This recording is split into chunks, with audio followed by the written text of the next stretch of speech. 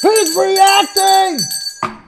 In 1992, Pepsi ran a Wait, hold on. Wait. Is this TOS? Can we watch this? Just poll. Who asked?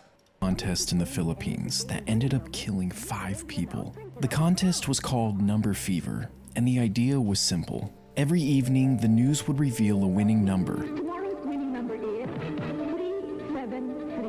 And if you had a Pepsi bottle cap with that number, you won 1,000,000 pesos. Now, 1,000,000 pesos in 1992 was life-changing for the average Filipino. So this contest became very popular. Families would stockpile Pepsi bottle caps in their homes. Many people would root through dumpsters trying to find winning caps. According to Pepsi, half of the country's population was actively participating in the contest. And it was because of this popularity that Pepsi decided to extend Number Fever for an additional 5 weeks. And this is where things went terribly wrong. You see, throughout the contest, Pepsi was in complete control of how many winners there were. They relied on a computer program to seed 2 winning caps into bottling plants. 2 winning caps meant that there could only be 2 winners, and Pepsi would stay within their budget. But something went wrong after they extended the contest. The computer program glitched, causing some numbers to be mixed up. And on May 25th, 1992, at 6 p.m., the Channel 2 Evening News called the winning number 349. And while there were only supposed to be 2 winners, hundreds of thousands of Filipinos began to celebrate. You see, 349 was already designated as a non-winning number, and because of this, bottling plants were free to print that number as much as they wanted. This resulted in over 600,000 349 caps circulating in the Philippines. 349 was such a common cap that many people had more than one. That night, the streets went wild with celebration. They were all rich and could finally stop worrying about money. Hundreds of people rushed to the Pepsi factory with their winning caps. It soon had to be shut down and guarded by police. The company quickly realized that they had messed up big time. Pepsi executives had a meeting in the middle of the night to try and come up with a solution. It would have cost them tens of billions of dollars to honor each winning cap. So instead, they put the blame on the computer and offered 500 pesos for each winning cap. Now, 500 pesos was only around $18. This was 0.05% of the original prize. And while some took them up on this offer, most refused and became even more angry. They didn't care about some computer error. Pepsi was a multi-billion-dollar corporation. In their eyes, they had to honor the full prize amount. But Pepsi didn't budge, and violent protests and riots broke out, ultimately leaving 5 people dead and dozens injured. 349 winners stormed the Pepsi factories, Dude, I've never heard about throwing this. Molotov cocktails into the windows and bombing Pepsi trucks that drove by.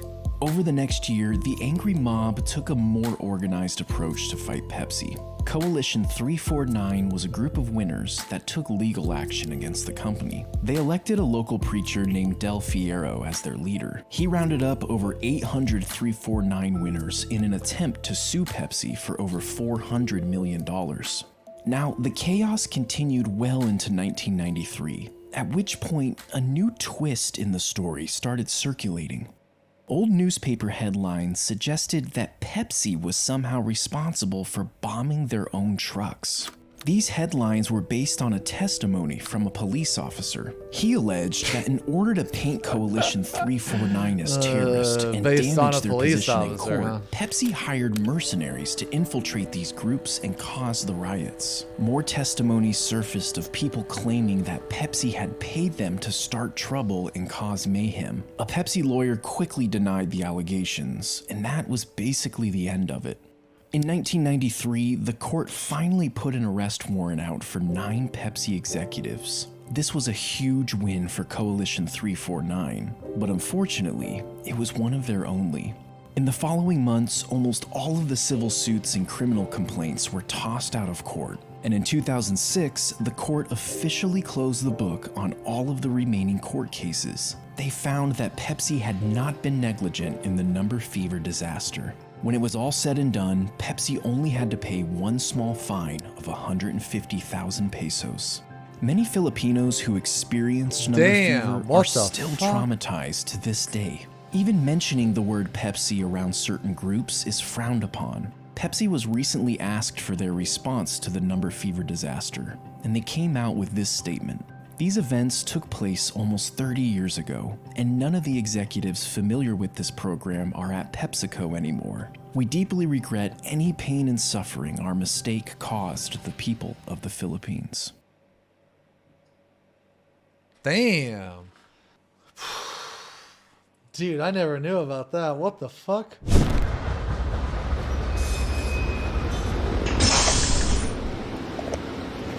Hell yeah.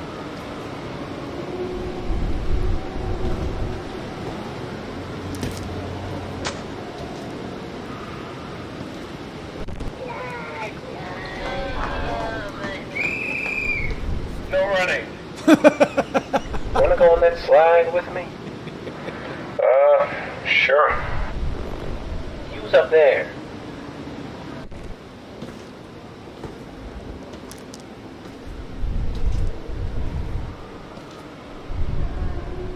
Stop filming people, you creep.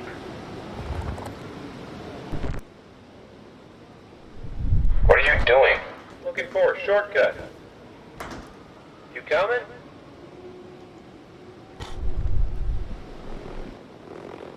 Nice one, buddy.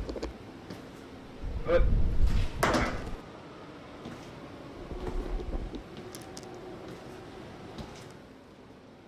What a surprise. Another slide. Okay. Whoa!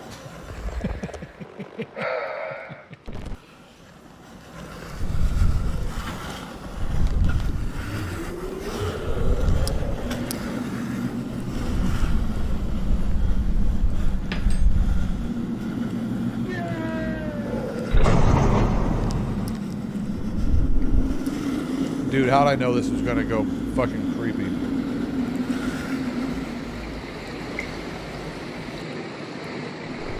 Oh my god.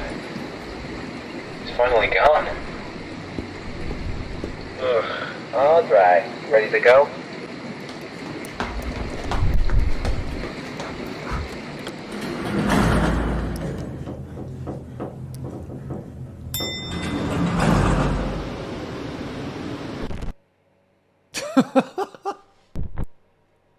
You guys don't like the Backrooms, dude. The Backrooms are awesome.